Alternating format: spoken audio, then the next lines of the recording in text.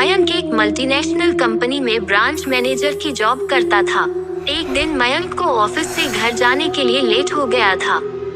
सर्दी की मौसम होने के कारण रात भी जल्दी हो गई थी। ठंड भी बहुत शुरू हो चुकी थी।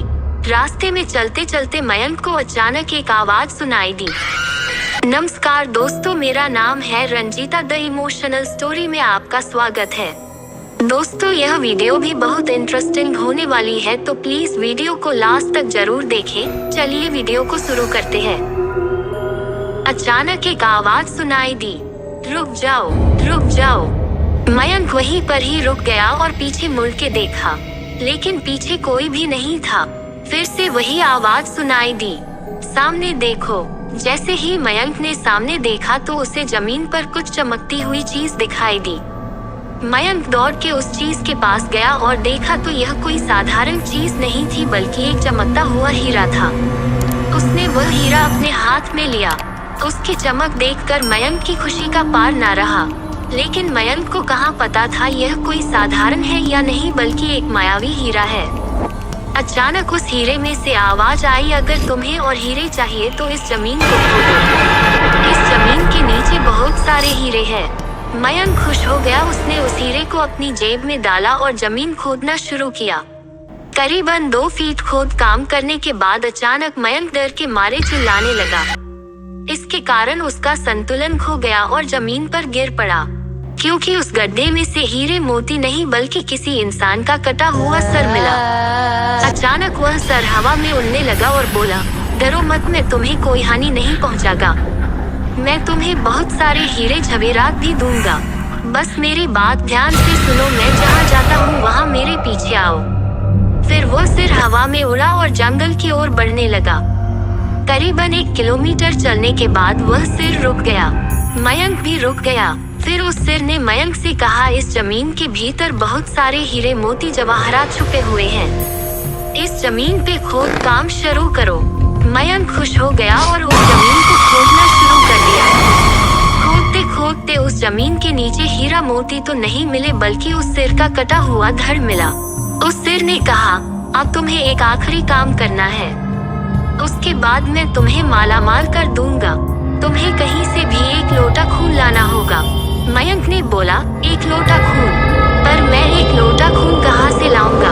उस सिर ने कहा, चलो मेरे साथ। वो डरावना चेहरा मयंक को साथ लेकर थोड़ी दूरी पे गया। वहाँ उसे एक इंसान को जाते हुए देखा। वो सिर बोला, उस इंसान को मारकर उसका खून ले आओ। मयंक डर गया और बोला, नहीं नहीं, यह मुझसे नहीं होगा। मैं यह नहीं कर सकता। अगर तुमने यह काम नहीं किया तो मैं तुझे बहुत बड़ी मुसीबत में डाल दूंगा। फिर तुम्हारी पूरी जिंदगी नर्क बन जाएगी। मयंक ने हाथ जोड़कर उसे कहा, मुझे माफ कर दो। अगर मैंने उसे मार तो मुझे पुलिस गिरफ्तार कर देगी और मुझे जेल जाना पड़ेगा। उस सिर ने अपने तंत्र मंत्र की शक्ति से एक छुरी और लोटा प्रकट किया और गुस्से से बोला, अगर तुम मेरा यह काम नहीं करोगे तो मैं तुम्हारे पूरे परिवार को मौत के घाट उतार दूंगा। मयंक ने मजबूरी में आकर उस आदमी को मार डाला और उसका खून लेकर उस सिर के पास गया। वो सिर खून को देखकर बहुत खुश हुआ और बोला, यह खून मेरे शरीर पे डाल दे। उस सिर के कहने पर मयंक ने खून को उसके शरीर पे डाल दिया। फिर कुछ ही देर में वो कटा हुआ सिर उस शरीर पे जुड़ गया।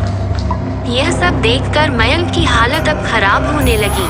वो उस भूत को देखकर काफी डर गया। जैसे ही वो भूत जिंदा हुआ तो जोर जोर से हंसने लगा और डरावनी आवाज में बोला, तुमने बहुत बड़ी गलती कर दी कि तुम्हें मुझे फिर से जिंदा कर दिया। अब मैं सिर्फ तुम्हें ही नहीं बल्कि इस पूरे शहर को मौत के घाट उतार दूंगा। डर के मारे मयंक के मुंह से आवाज भी नहीं निकल रही थी। वो अपने जान बचाने के लिए वहाँ से दौड़ा, लेकिन उस भूत ने छलांग लगाकर मयंक को जमीन पे गिरा दिया और बोला, मुझे बहुत भूख लगी है, अब मैं तुम्हारा मांस खाऊंगा। जैसे ही उस भूत ने मांस खाने के लिए आगे बढ़ा कि तुरंत ही उसका सिर धड़ से अलग हो गया।